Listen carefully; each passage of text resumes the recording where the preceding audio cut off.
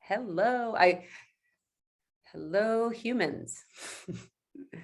I I spy Brian Garish, CEO of Banfield Pet Hospital. I love when I see my friends. Hello, Okay, Erica.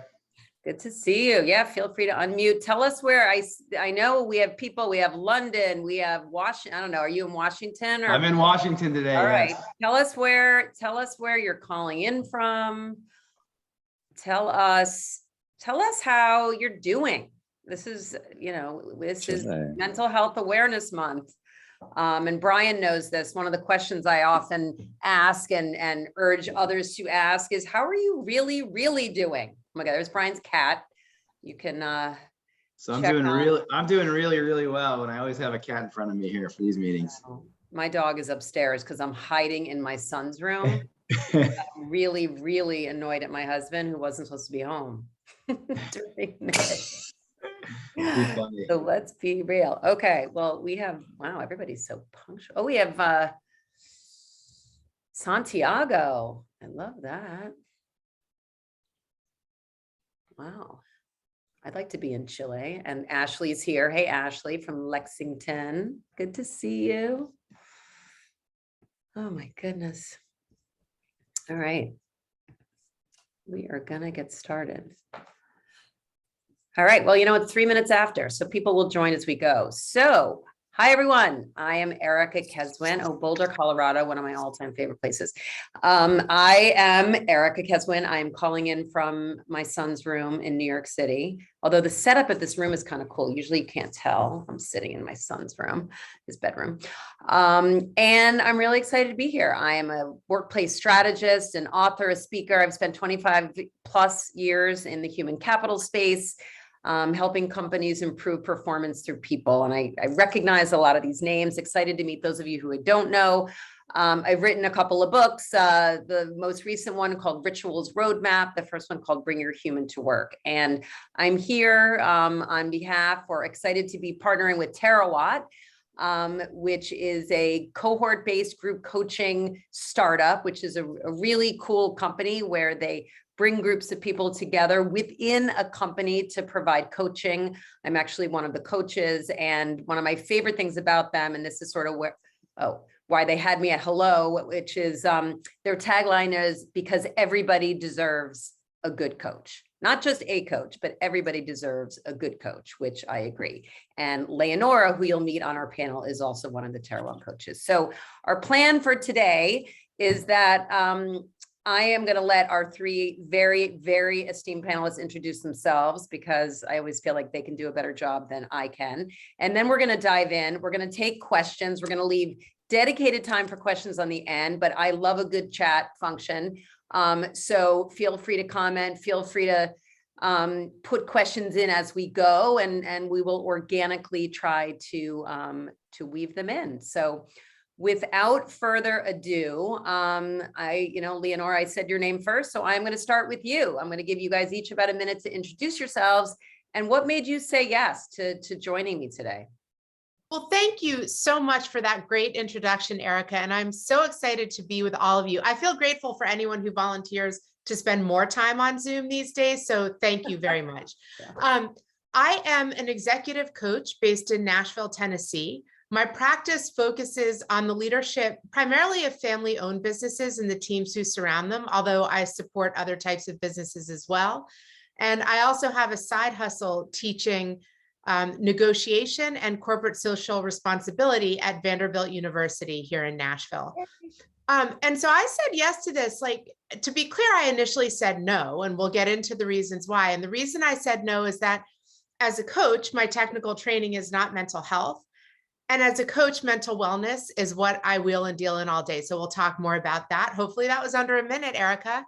That was awesome. And yes, I loved sharing that you did say no to this at first. So thank you. Which, you know what, let's all be honest and being on another Zoom, but I think that's really important, because none of us, for the record, although I think I know the other two panelists enough to know that none of us are experts in that sense of the word, that, we're not going to be someone that's going to diagnose someone with a real mental health illness, yet we are all dealing with this in all of our lives, at work probably, and at home every day. So Nicholas, take it away. Of course. Thanks, Erica. So my name is Nicholas Grigg Strain. My pronouns are he, him. And I work in diversity and inclusion for a company named Endeavor. It's a media, sports, fashion conglomerate. And so right now I'm based in London. So it is around 8 o'clock in London right now. So I will be taking a late dinner. I was thinking to myself, can I have a glass of wine while I sit on a panel around mental health? Yes. I don't have it in my office. I need to go restock my wine. But, I'm said yes to Erica because I will say yes to anything that Erica asked me to do. But then, we just had a really fantastic mental health week at our company, working in diversity and inclusion. Daisy and I were talking about this right before we get on. It is a full mental health job, mental wellness job. Everything is through a D&I lens. And yeah, I mean, it's a conversation that we have all the time in terms to burnout. Specifically, we just got through the pandemic, right? And got through it. Meanwhile, people are still testing positive left and right. But it's just something that we always talk about, and it's an extension of our everyday. So happy to always have a conversation and dive deeper with this incredible panel that I feel lucky to be a part of.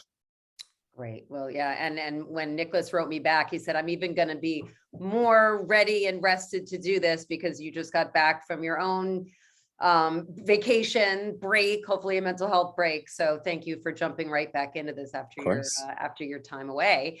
And last but certainly not least, Daisy, whose birthday was yesterday and delivered the commencement address at her alma mater, Bucknell, and wrote an amazing book called The Inclusion Revolution, which we'll talk about.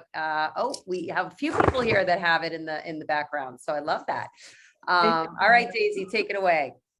Thank you so much, Erica. Hello, everyone. I'm Daisy Auger Dominguez, Chief People Officer at Vice Media Group. I have dedicated my career to transforming organizational cultures, focusing on equity, inclusion, and frankly, courage and love in the workplace.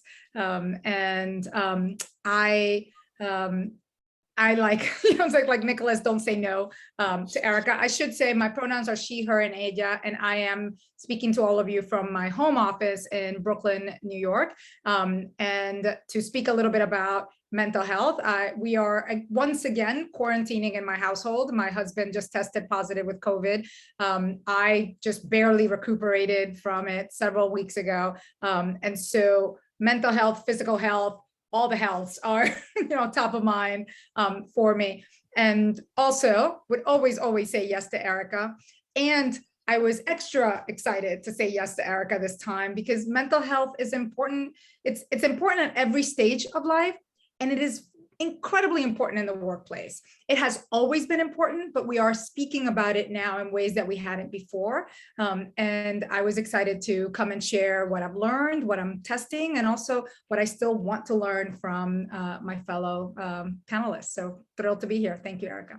All right, sounds good. So the way that and you all can, my three panelists, feel free to tag on the things that each other says, and versus I tend to run a more organic kind of panel, and I probably won't ask the same questions to all three of you, but we'll leave it loose in that way. But Leonora, I'm going to go back to you just to kick it off, and just tell everybody a little bit more about why you ultimately said yes, and what is keeping some of your clients up at night from a mental health perspective. And although when you reminded me in your intro that you do a lot of stuff with families, I was thinking, oh my God, well, of course, if you're doing family business, we know we can't, we can pick our friends, we can't pick our family. So there must be a whole other level of mental health stress as it relates to family businesses. But tell us what's on your mind. Yeah, so thank you for the question. And I'm actually going to start by answering that question with a story from a real client that took place yesterday. So this is hot off the presses, right? Since you and I spoke. And we had a conversation. This is a person who is facing some career transition and has really consequential family issues that for which she's responsible, and she's a single mom, but she also is looking at taking this big new job. That story is probably relatable in some way, shape, or form to everyone on this call, in some way, that, you know, professional responsibilities and personal responsibilities. And she was talking about some of the stresses in her home life, and it sort of got into some of the things from her past that got her to the place where she ended up confronting some addiction issues and stuff. And at the end of the conversation, she said, I feel like I'm talking to my therapist. Is that normal? So in some ways, I was so glad she asked that question, because that is the heart of why I originally said no, because I'm not a therapist. I have no clinical training. I'm not a diagnostician. And I like to be both clear and careful in working with clients to make sure that they understand that I am not a therapist. But when this client asked a question, I said, you know, it's a great question. And I, in fact, feel completely comfortable having this conversation in the context of coaching, because while I'm not a mental health clinician or diagnostician, we absolutely need to understand the state of your mental wellness in order to build what's going to come next for you. And so I would extrapolate that as a takeaway. I don't know the demographics of this call, whether you're clinicians or whether you're in workplaces. I imagine that there are probably a number of people who are not clinicians who are working in organizations. And I would offer you the same thing that I sort of concluded in this conversation with her, that we don't have to be trained in diagnosing mental health issues in order to understand that we need to be aware of them in the workplace and how they present and how they impact the people with whom we work. I mean, and I think with all of us, the pandemic has accelerated many issues in the world, and this is one of them. And I think in many ways for the better, that this is front and center for so many of us, and that I'm not surprised it's coming up like this from a from a coaching perspective. So thank you for that. So Daisy, I'm going to go to you, and then I would love to. Nicholas, I'm going to ask you in a minute about some of these specific programs, but Daisy, it's interesting. When I said that I would do this panel and organize speakers and think about mental health and wellness, I do some work in the D&I space, but that is definitely not my expertise. So I did think it was interesting, and Nicholas, feel free to pipe in after Daisy on this one too, that you two are both, this is so interrelated. This is so connected. So talk to us about that, because I don't think everybody would have rushed to have that leap in their mind. Yeah, absolutely, Erica. And the interconnection, just to be clear, didn't just happen last month. We've been seeing this for the past 2.5 years. Plus, the work of diversity, equity, and inclusion is about creating a wholeness, a connectedness, a belonging in the workplace. And it's really hard to feel connected and a sense of belonging in the workplace when you can't share what is happening in your life, when you can't have a proper conversation with your manager about the stressors, the trauma, the awfulness, the happiness, all of the pieces of who we are. And so for me also, I should say, I work at Vice Media, which is a youth media company. And, the nature of our work is to be on the leading edge of culture. Well, the leading edge of culture has been leading us for quite some time to talk about burnout, to talk about mental health. I recently met the Surgeon General, U.S. Surgeon General Vivek Murthy, and we were talking a bit about the public health advisory warning that he shared in December of last year, basically warning about the rise in mental health problems among children, adolescents, and young adults, which is pretty much Vice's audience and our workforce in many ways. And if it's not our direct workforce, you've got to think about it also in terms of what parents are carrying. I have and work with parents of teenagers who are struggling with what it looks like. I happen to have one of those teenagers as well. But our mental well-being benefits and our program offerings have to address that. But I will say that for me, my biggest aha moment about how this was something that was here to stay as a workforce initiative was I joined Vice 2 years ago. I joined 2 weeks before George Floyd was murdered, and the world went, upside down. And having the experience of having been a D&I professional for 2 decades, allowed me to hold space for the trauma and anguish and pain that people around me were having, but also to ensure that I was in parallel coaching managers to do their job, right? Coaching managers to listen to what their team members truly needed. Coaching my managers to, to speak and to engage, even when they didn't know what to say, but to show evidence of care, because that alone lightens up the load on your employees. And around that time, we were reviewing we call them community groups, our employee resource groups. And a few employees showed up and said, we want to create a wellness community group.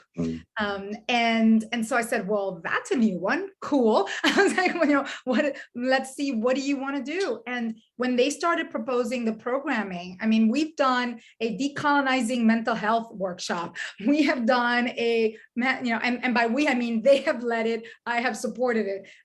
We have done a racial trauma in the workplace workshop. I mean, we have done, and they have put together content and experiences that have truly elevated the conversation of well-being. And in turn, my team has hyper-focused on, well, what do our benefits look like, right? What do our offerings look like? We just released, as many companies did, our mental health guide for the month in celebration of that, and worked globally because we're in over 20 countries. And so we want to make sure that our language and our approach is resonant to the UK, to Singapore, to Vienna. I mean, we were really trying to Canada, everywhere. We just closed Latin America. So Latin America was the one that we were going to add a few pieces to it. And as we were thinking about it, what we wanted to really be mindful of is, what are the 3 stages of what this could look like? Like, we tend to talk about mental well-being kind of like when you're all the way at the end of what you need in life, right? Like you're just like, you're exhausted, you're desperate, you're at the tail end and you need the mental well-being benefits now. Well, actually, we don't want you to get to that stage. We want you to be preemptive in what support you need and how you need it. And so we put together this little, I don't know if I can call it a bit of a check-in. And so it just said, remember, it's okay to ask, what kind of help do you need? Do you need immediate help? Do you need ongoing help? Do you need navigational help? And then our benefits are tied to these pieces. And I'll close because I'm sure Nicholas wants to add a lot more to that. What I will say, the big learning for us and the element that I've always been particularly keen on is, it's not enough to just show awareness about this, right? Erica knows this because this is really the drive behind my book, Inclusion Revolution. Yeah, awareness is nice, but awareness without action doesn't get you anywhere. And so the action comes from your managers.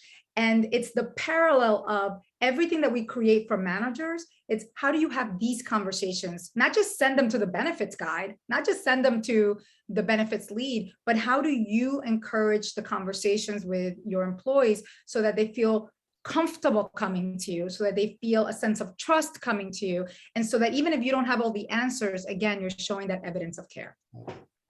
Wow. Well, great. Well, thank you. And any of these resources, if you all 3 of you have things afterwards that you'd be willing to share with the group that aren't proprietary, I think that would be great.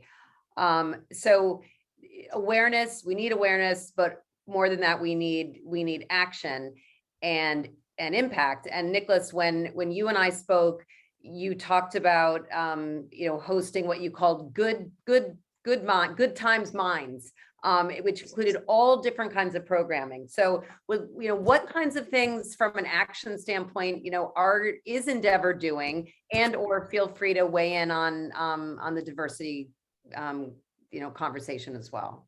Yeah, definitely. So when we think of mental health, mental wellness, we are the agency culture, right? Which let's not shy away from what that is, right? It's a high pace, head down, focus, always on. These are buzzwords that are always thrown around in our environments, in entertainment, fashion, and sports, right? Very high profile, high energy spaces.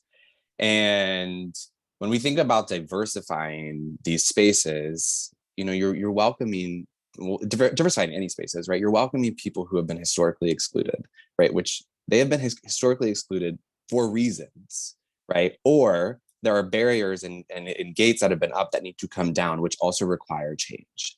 Well, not everyone has changed, right? And that's where we're working towards it. Our industries are moving towards a goal of diversifying our spaces.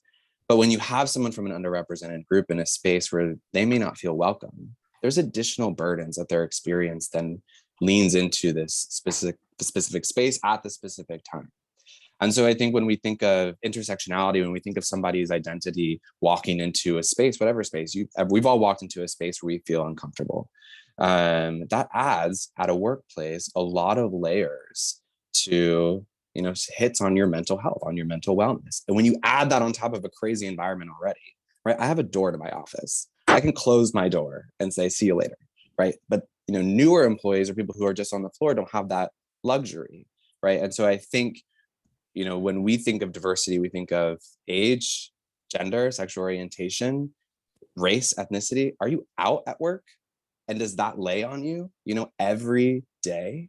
That these are things where not everyone has to think of. But if you are a trans, Black, non-binary person, that intersectionality adds a lot of complexity to your day-to-day and how you function. So I think it's really important for us to think about how mental health and mental wellness are directly attached to your experience and how you, experience your day-to-day, and then how you experience yourself when you show up to work, and how all those in connect. I think for us, right, I say Endeavor is a startup of 100-year-old companies, basically companies from the dinosaur ages who are trying to, bring back into the now.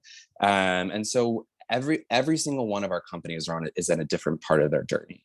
And so when we say Endeavor, which is a large holding company, what we do is we use our microphone to at least spark that across all levels. And so what Erica was mentioning is a week called Good Minds Week. And that started, I think we started that in 2018 or 2019, just to really bring focus around mental health. Mental health is a huge conversation within the music touring business. A lot of high profile celebrities, are unfortunately victims of suicide on extreme cases, as well as just that touring lifestyle, right? Is very difficult. Music agenting is the highest level of sales, right? It's very much so a cutthroat space. And so we wanted to make sure that we had spaces, actions dedicated to, at least bringing recognition and potentially some opportunities to create habits towards just better spaces for your mental health. So a few things that we did in all over the world, it's a global moment. We had a feel good fair, right? So a bunch of wellness driven products provided. We had doctors to talk about alignment and how that can affect your energy. Sound baths were there, which we've had at our WME offices for years. And so really just giving individuals a moment to take a rest, right? To decompress, which, by the way, it is, in the middle of the night and I'm still on full energy, right? That's how we're groomed to operate. So it's something to just disconnect. We had conversations on the importance of unplugging, which if you ask everyone in this building, 90% will not even understand what the word unplug means. So, right, really just getting these new muscles. We had an office in marketing at 12 p.m. Everyone had to leave the office and go on a 30-minute walk in London. Rain or shine.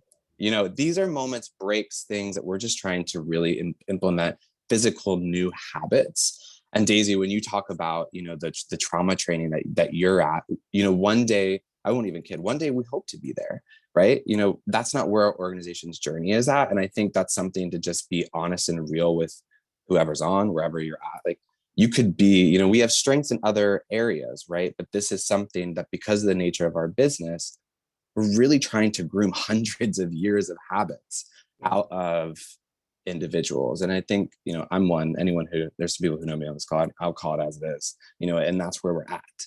And so that's a part of an organization's health, right? Acknowledging where we're at. Yeah. So that's a little of where we're at. And it continues to evolve. Right. I know. I think that is a really good point. I mean, we are all in different places along this journey. And I do think industry, what industry you're in, and we'll get into this, geography, generational issues.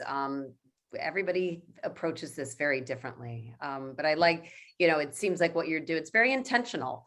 Even just getting everybody outside of the office, once a week at 12 o'clock to go for a walk. We have to push people to take a break, even if it's a short one.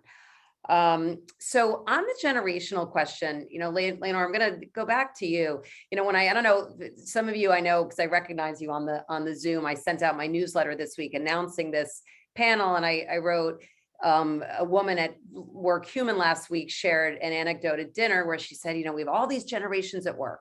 She's like, my Gen Zers will talk about that they're bipolar on TikTok. My 39-year-old colleague walks in and says, I'm feeling a little depressed today. And then my Gen Xers and especially the baby boomers are like, oh my God, did they really say that out loud? Like, just such a different approach to this topic. And so, Leonora, in your work, especially with like family businesses, people of all different ages, and your work as a professor at Vanderbilt, what are you seeing in terms of generational issues? Yeah. So I think it's such an important question. And I will say, as I was listening to both Daisy and Nicholas describe the initiatives that their respective companies are undertaking, I had this very strong sense that they're on the right side of history. And I don't just mean that as a personal moral conviction, although I do, but also that Gen Z is not going to stand for having mental health be something that's shoved under the rug and looked down upon for them. And I see this in my classroom at Vanderbilt. It is no different to tell a professor that you're not coming to class because you're having a mental health breakdown than it is to say I have COVID. Like, those are equally valid reasons to bow out for the day. And different generations and different people within generations, we can't treat generations as monoliths, right? Certainly not. We may have different feelings about that, but that's the way the world is more and more. And so the companies that aren't keeping up to that generational shift, I think are going to fall behind for sure. The other thing that I would say is that the pendulum is swinging from having mental health and mental wellness having been something that people didn't talk about, that was very private, towards it's being talked about a lot. And I know that there are some people who feel that right now, perhaps it may be getting more airtime than it deserves. So I don't know that I agree with that, but that's certainly when you talk intergenerationally about mental health, you do, as you said, Erica, the sort of baby boomer who's like, I can't believe this person just said that out loud. And so the irony is that that contributes to workplace tension that I think degrades mental health across generations. So it's an uncomfortable time for a lot of people in navigating this. But, I do think when I think about my Gen Zers in my Vanderbilt classroom, that increasingly these issues are going to be just table stakes for companies that are looking to attract Gen Z talent. And I'll just share this one anecdote. So in my corporate social responsibility class, which is essentially an ESG class, I poll my students on the first day to ask what issues they care most about. And I had an assumption going in that climate change would be where they wanted to focus the most. And I was wrong. Number one was diversity and inclusion by far. And what does that mean to them? And I think, Daisy, you in particular have been really intentional in drawing this connection between D&I work and mental health. It's that any one of us on any given day brings our own mental headspace. And a big part, and that's the D, a big part of the inclusion is that it has to be okay that those things show up in our workplace. Like this business of, we check personal at the door, that's anachronistic, it's not realistic. So it ties very closely into inclusion. And if you can really get to that B, that belonging in diversity, equity, inclusion, and belonging work, then regardless of your mental headspace, there's a place for you in your workplace. I mean, that's, I think, what Gen Z is pushing us all toward. And it really sounds like the work, Daisy and Nicholas, that you're both doing so intentionally in your organizations. Yeah, no, and that's, this is exactly, I mean, I just got goosebumps. I mean, that's why I wanted the three of you on here. I mean, for that reason, for these perspectives. So, so thank you. And I guess both Nicholas and Daisy would love just your take on what you're seeing generationally, or also before we went live, we were also talking about, the geographic diversity in terms of how people in different parts of the world are open to addressing wellness or not. So Nicholas, I'll go back to you and then to Daisy. Sure. Yeah. I mean, I think from a generational standpoint, I have people come into my office, which I'm a millennial, so I'll be very candid. And so they come in, they say, my assistant or someone on my team has told me that they're suffering, is normally used the word suffering, from some sort of mental health, mental wellness situation. And I don't know what to do. And it's really interesting to watch their behaviors, because it's really similar to leaders who still need to have guidance on how to deal with diversity and inclusion. And it's essentially just this muscle that they have not had to flex yet. And it's true, they don't even know where it is in their body. And I use this in the analogy of, if you've ever gone skiing, which truth, I've only gone skiing twice, and there's a reason why. You find these new muscles that you never knew you had. And I really don't need to find them again, but that's a really bad analogy because of this. But you do find these new muscles in your legs. And I use that analogy for them. Like, you got to strengthen those. And it is so uncomfortable for them to talk about mental health and diversity and inclusion, because it's either head down or they've never experienced it. Well, we all know mental health and mental wellness, they have experienced. But it's, and from the Gen Z standpoint, everyone said it here, it's a non-starter, right? In interviews, people ask, we're now at a stage where in an interview, what is your benefits for mental health? And that's something that we now have to train our recruiters for, in order for them to, I get emails all the time, how do I answer this? And it's like, wow. Well, what do we got going on? And so that's where we're at a different stage where, and then when you get a partner to interview somebody, or, you have to build that bridge, or else they're on, and I think this is something, they're on to the next company. Because, by the way, we have a surplus of jobs and a shortage of talent. So they are able at this entry level to have that flexibility to get to where they want to be. And Tech's doing a really great job. Vice is doing a really great job. We know companies that have these reputations. So for historically challenged companies, it is harder. And I think that's the generational piece of it. It's catch up or nothing else, or get out, which that's not an option. So it's catch up. It's where everyone's playing catch up. Right.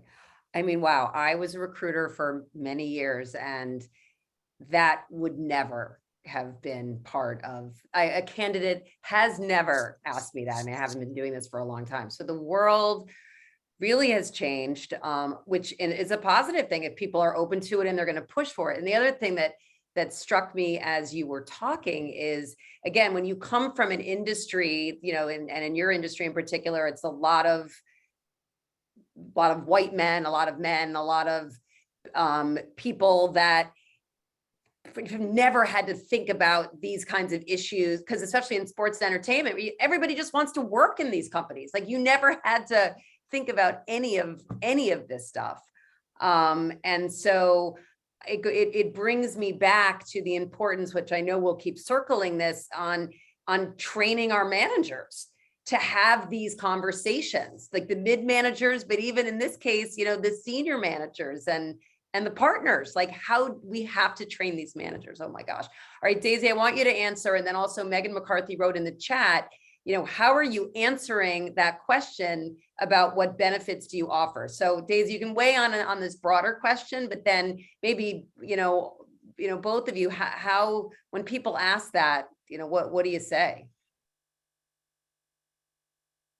Oh wait, Daisy, you're on mute. I keep on. I know, even after 2 years, we're still on mute. Funny enough, I just sent both my recruitment team and my talent management team an article that came out on Fortune last week, basically that said that Gen Z and millennial workers feel that employers are only paying lip service to mental health. And the essence of it was just that, employees are talking about it, but they're not really implementing more mental health support. And I sent it specifically to my recruitment team because, to Nicholas's point, these are the questions that are coming up. So we actually meet on a monthly basis to review the interview questions that we're asking, and what does that look like, and what are the questions that we're getting from candidates, so that we can be, my approach is we have to be preemptive. I was like, I don't want to wait for people to be asking us these questions. We should be telling them what our culture is. And I love that Nicholas pointed out the uniqueness of our industry. Last week, I spoke on a panel that was hosted by Adweek, which is a trade publication in the advertising industry. And this was a CMO, Chief Marketing Officer conference. And my panel was on the hustle culture and how to dismantle it. And, and I told the group, it's funny that we're even talking about it. I was like, first of all, I'm an immigrant, right? So hustle is all I've ever known. I was like, we have to work 3 jobs to get the job. Like, this is what we do. And this is what I've been trained to do. This is what I've had to coach myself into doing something differently. I'm also an Xer, will be 50 soon. Like, this is part of what my culture has been, but this is not what to your point, the new generation is asking for. But I also should have never asked for that, right? Yeah, just because I was coming into the workplace expecting and saying I would do what was being asked of me, I was like many other women and people of color and and people with marginalized identities, with LGBTQ. I mean, you name it. I had to come in every day and put on an emotional armor every time I walked into the workplace to protect myself somehow from all of the damage that was coming at me. That's how I protected my mental health. I never knew I could ask someone, but now employees are demanding it from the get. They will not join companies that they do not believe will support them, but you're still facing a generational gap. And this is where Lenora was going, and Nicholas, of but the rest of my generation hasn't really quite come along to that. And I tell my team all the time, and by my team I mean our C-suite, I'm focused on creating a workplace culture that is livable, right? That is full of heart and courage and compassion and kindness and inclusion, and that is fundamentally livable, because we have been just thrust into it. And especially, now as the economy weakens, my biggest worry is that we're going to have to continue to be asked to do insurmountable things with suboptimal resources. And that is never a good equation for mental health. That is never. And one of the things that I shared this at the Adweek conference last week, but I've shared this with my team and my peers.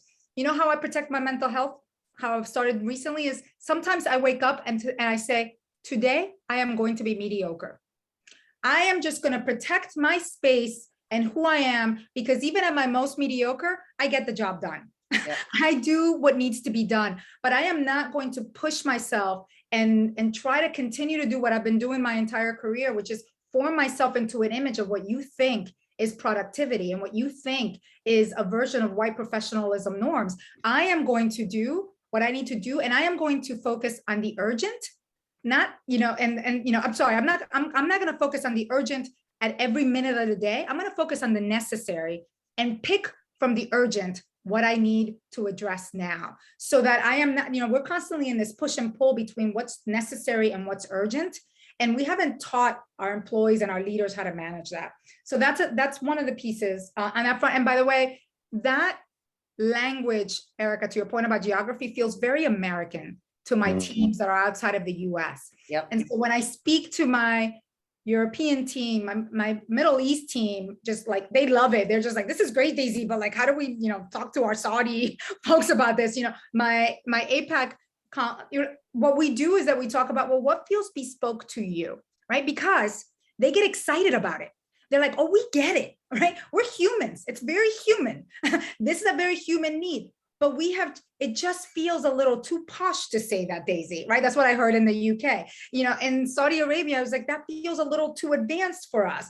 In APAC, it feels a little too, just like wishy-washy, Daisy, right? It's the language that we use, but at the end of the day, it's like, well, what's the language that suits you and your teams, so that we can help them, get to where we want to get, so that people find that comfort and they love it. Like they love sending my emails. They always say, and I try to make my emails as global as possible, but they're like, we love sending your notes, because when people see them, they're like, oh, okay, corporate believes in this, so we should find a way to find our health, our happiness, our inclusion. And then I'll close, and I don't want to go on and on, but I will say in terms of language, Lenora, when you were speaking, I was thinking about a recent conversation. I recently had members of my C-suite, and we were talking about burnout. And I was like, and this is how we're going to address burnout. And we're talking about these benefits, and we have new benefits through Cigna and some new partners that we're engaging with. And one of my colleagues just said, can we stop using the word burnout? I'm just tired of the word burnout. And I just turned to him and I said, just because you don't say it doesn't mean that people are not going to experience it. I was like, so I'm sorry. I was like, I'm not going to sugarcoat that one. I am in the world of language all day long. I will figure out how to come up with different ways of addressing this, but I am not going to put another word on burnout. You want to talk about languishing? We all love Adam Grant. I was like, sure, it still leads to burnout.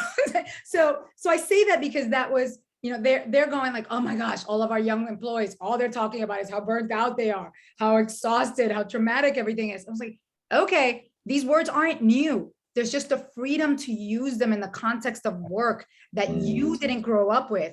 But that doesn't mean that that's not the context of work that we need to navigate now. So like you need to build your muscles and figure out how to do this. So that's just a story that I thought of. Oh, I'm right. I mean, that's a lot of irony right there.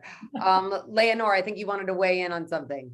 Yeah, well, so I just wanted to come back to something you said so much, Daisy, that I would love to sit and chat about this all afternoon, but I know that Erica wants to get us to Q&A. So I'm going to be quick in this one reaction to something you said, which is, this notion of employers having to compete for talent, and particularly for younger talent who discern appropriate job opportunities along different criteria than we Gen Xers did, right? Or perhaps even the millennials did. And another interesting data point from the informal straw polls I do with my Vanderbilt students is I ask them how many of them would go work for a company whose purpose they didn't believe in. And they all said no, right? So aligning with the purpose of a company, I think, has a lot to do with a person's mental wellness. It's a drastically different experience to get up every day and go work for, to put money in someone else's pocket, and you don't care about that, you're not connected to that, and that sort of crushes your soul over time, than it is to go work in a company with whose purpose you really align. And a very interesting example of an employer seeing that is with my ESG students. I have them do real world assignments with companies who want good work done by Vanderbilt students. So if any of you ever want a team of Vanderbilt students, reach out to me, because I love to deploy them. But there's a company in town that has a big investment by a well-known New York private equity firm. And they said, oh, we need your students to come help us figure out what our employee value proposition is. So beyond the fact that we're in Nashville, we're Music City, this is sort of a cool brand. Beyond the fact that we're a cool brand, and so what other things do we need to be thinking of? So the benefits tie-in, which I know that Daisy, you've mentioned, but it goes beyond, like, do we have lactation rooms, or do we have time off to pursue fertility treatments, or whatever it is? It's really in ways that companies that have outstanding purposes can get the employees on board to align with those. So there's a lot of this conversation has been, how do we cure mental health when it's gone wrong and people are burned out or suffering? But there's an equally important conversation about, how do we take all the things we're doing well that make people want to be here and really blow the lights out and celebrate those things? Because those actions really, really increase people's engagement and feelings of well-being in the workplace. Oh, you're so spot on, Lenora. And I will say, and Nicholas, you may agree. Oh, we do that all the time. Like I said, preemptively, we're like, let us tell you all we do to create the best working environment for you, so you want to come. And that's the attraction piece. But then we need to keep at it for the retention piece. That needs to be part of the real lived experience in the workplace. And that's so true. It's funny you say that, though, because I think we're in an industry where perks are the business, right? Our lives, Erica asked me a question like, what makes you most you? Where do you feel most? Live shows, right? I'm in the music business because I love going to shows. That's a perk, right? People, when they want to be on a soccer team or a football team, right? That's a place for them. Those are additional perks beyond, what you have in writing in your benefits guide, your EAP programs. But for us, that's our everyday. So now we're working to almost strike that balance. And I think it is a balance, right? Whatever you have innately to your business, if it's sexy or if it's not sexy, you know, what else do you have to bring to that table? And it's interesting. I think it's, you know, we're trying to strike that balance with almost our formal benefits program, because the life is the life, you know, that you live. I think I'm going to open it up for questions, everybody. So get your questions, but I think it's starting back with connecting, especially this generation, to purpose, and finding that sense of purpose in all of these organizations to at least get them even started talking about, right? I mean, the benefits. All right. So you guys, a couple of ways. One, you could click that little hand button, and I'm happy you can unmute and I can call on you.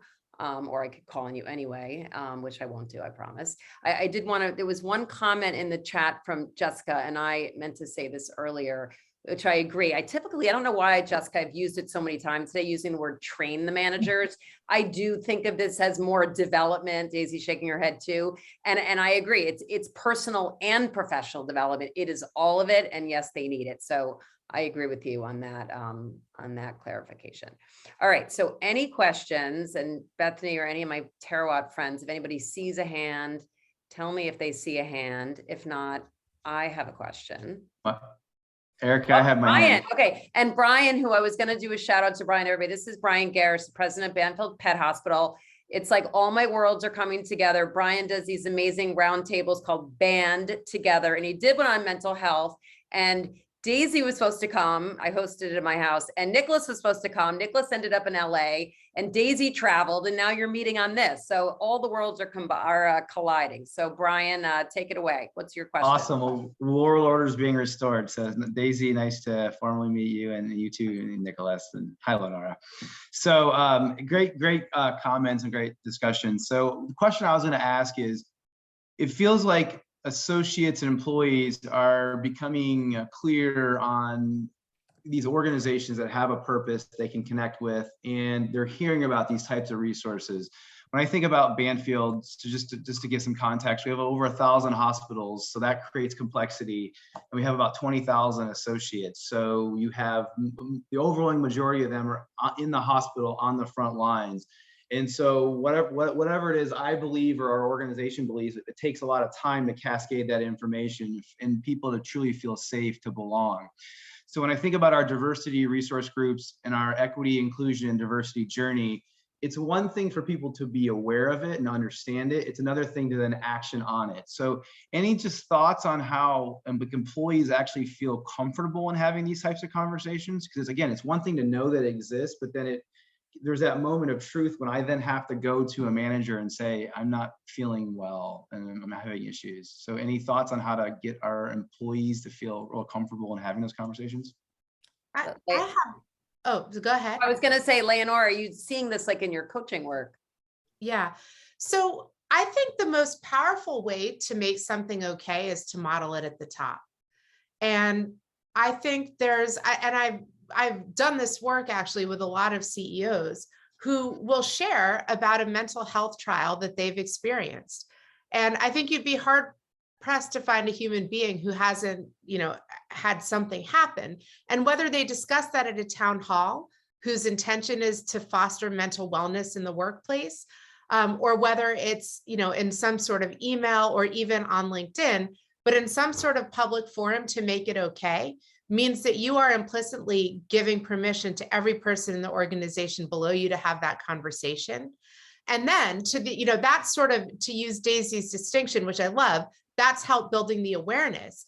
If you have some sort of action plan that follows behind that to say, we set the tone doing this, and now there's going to be, office hours for managers to let people come talk about issues, or whatever your initiative to follow it up, means that you're going to land very authentically with your employee population. So I'm sure that Daisy and Nicholas have something to add, but that's what I've seen with my CEO clients. That's spot on, Leonora. And I write about this in Inclusion Revolution, and I intentionally wrote Inclusion Revolution for managers because while I absolutely 100% agree with Leonora, the tone gets set from the top. it's the managers that you work with. It's those are the people who most directly impact your day-to-day experience. And those are the ones that whose behavior you're modeling, whose conversations you're watching. And I spend a lot of time doing this work. I spend a lot of time communicating to teams, but I also spend a lot of time with managers, essentially doing that, coaching them and reminding them, they don't need to hear from me. They don't work for me. They need to hear from you. They need to watch what you're saying. They need to hear what you're saying. You need to give them, and it's also reminding them, a bit of, it's perfectly reasonable to actually ask for these things. Somehow along the road, we thought it wasn't, but it's actually perfectly reasonable to ask for these things. And it is also perfectly reasonable for you as a manager or a leader to say yes and no, right? To find what the right balance. We've also gotten to the place where I have managers that will tell me, I was like, well, I can't say no to that. And I was like, why not? I was like, if it impacts performance and it's an outright question, you can say no. Your job is to actually listen and to think about what's the right solution, to normalize having these conversations. And, my favorite question, and I always tell managers, I was like, when you start your one-on-one, what's the first question you ask?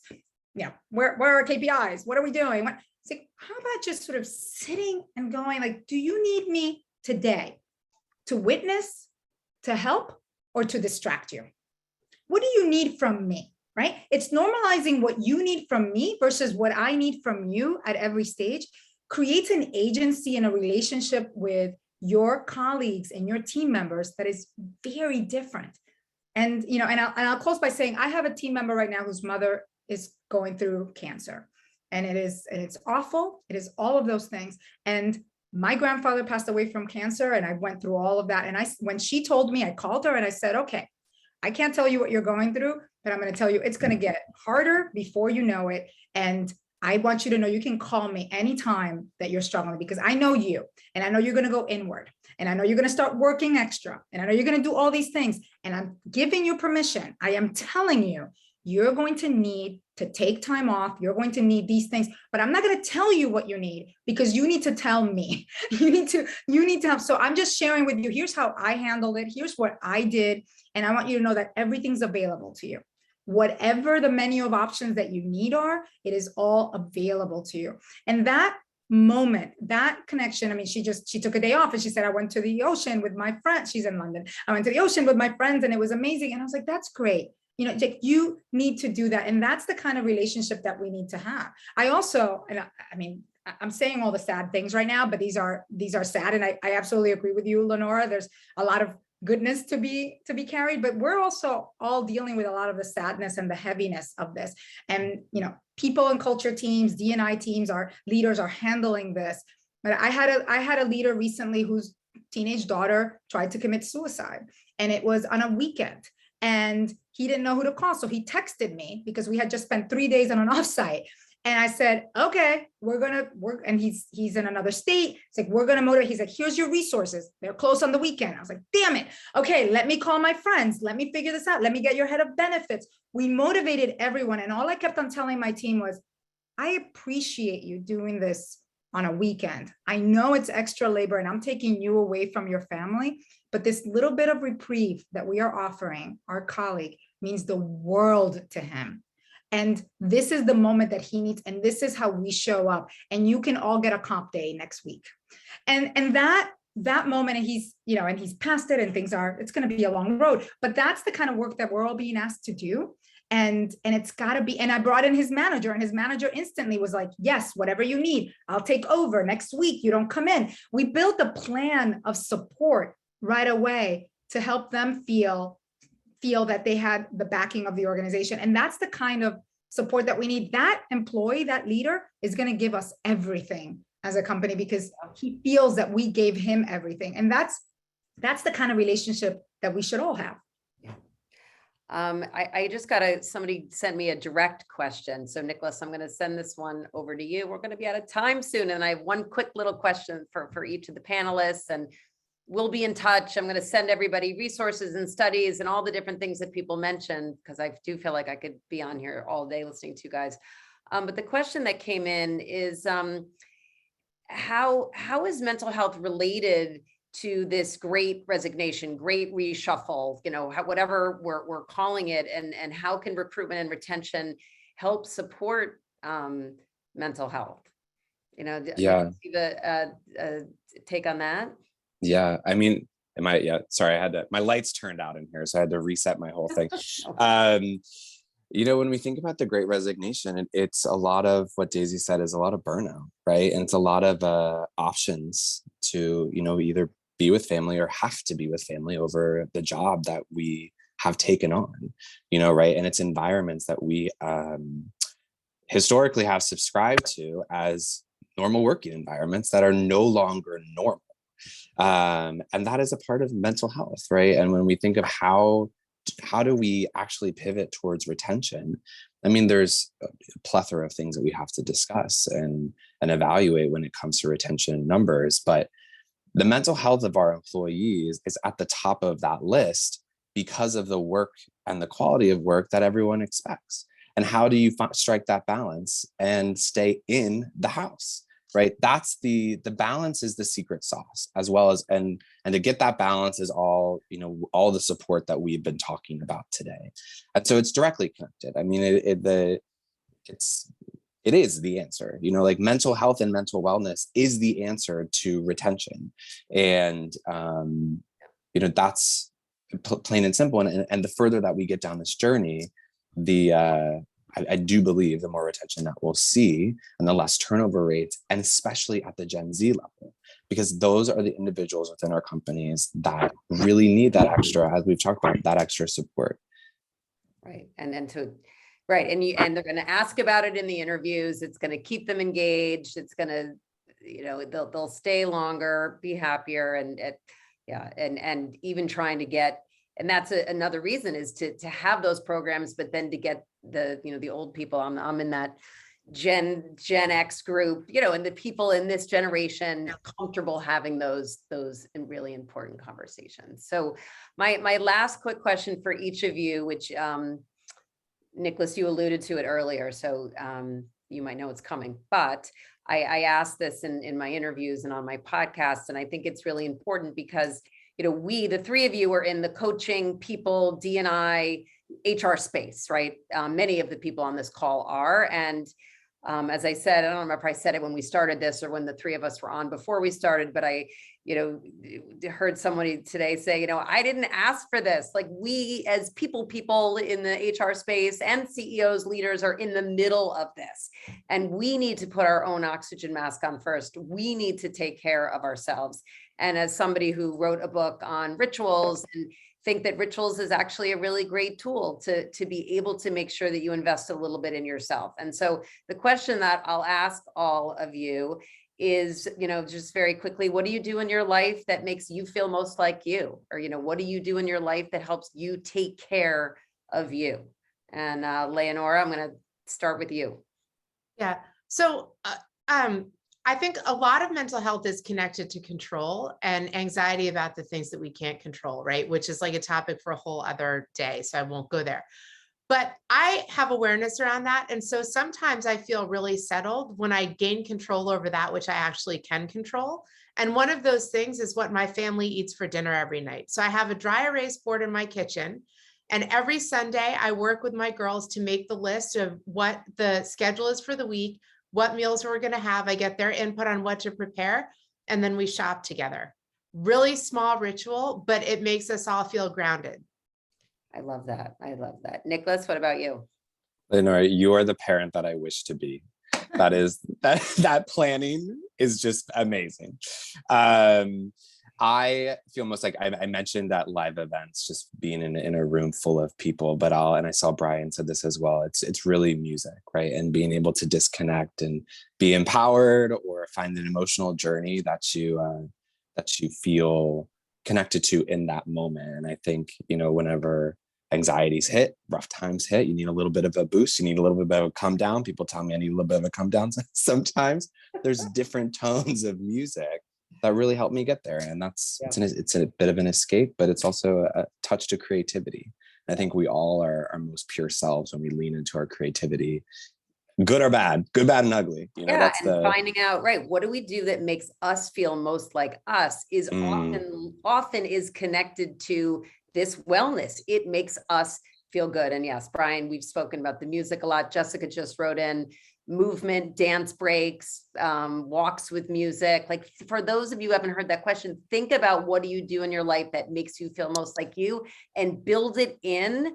And maybe even between now and May 31st, right? We have a bunch more days for Mental Health Awareness Month. Build it in and try to get that muscle movement started. And Daisy, I'm going to give you the last word. And you know, I miss everybody already. And don't forget to buy Daisy's new amazing book, Inclusion Revolution. Daisy, take it away. Thank you so much, Erica. Leonora, I'm also a parent and I am with you. Like my Sunday night ritual for what is the week going to look like and where's Papa going to be this week and where's Mama going to be this week is what takes care of the family, which Erica takes care of me. When my family's taken care of, I feel taken care of. But I will also say as an HR professional, I do this all day. I give my energy, I do that. And I come across as an extrovert, but I'm actually a lot more of an introvert. I am done by the end of the day. I have nothing else. And so every day my family knows that I get 30 minutes just to myself to watch garbage TV, to I lock myself in a room, and that's when I replenish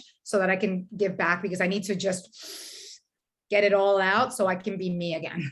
Yep, you're putting on that oxygen mask on first. Well, all three of you, thank you. Thank you to Terawatt again for hosting this amazing conversation. And again, I love what you stand for, Terawatt, that everybody deserves a good coach. I feel like I now have 3 new coaches after this conversation today. I have learned so much. Can't wait to see all of you in person at a music event. I'm going to London. I'm going to see Nicholas in July. I'm really excited. So goodbye, everybody. Keep in touch and be well.